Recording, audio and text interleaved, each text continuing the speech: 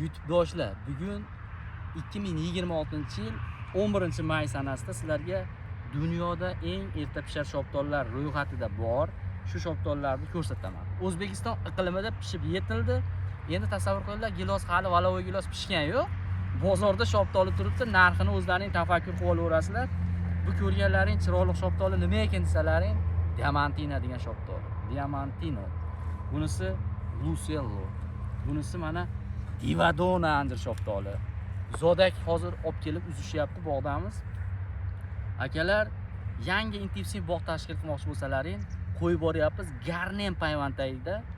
Shularda ko'chatlarni ko'paytirib, xudo xolasa xalqimizga, O'zbekistonga ko'paytirib beramiz.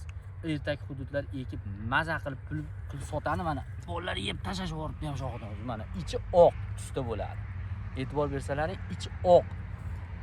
Yozda ta'mini beryapti aka. Ishonasizmi, yeb ko'rsalaring, bozorlarda mabodo chiqib qolsa Diamantina ichi oq ko'rinishda yesangiz yozda ta'mini beradi.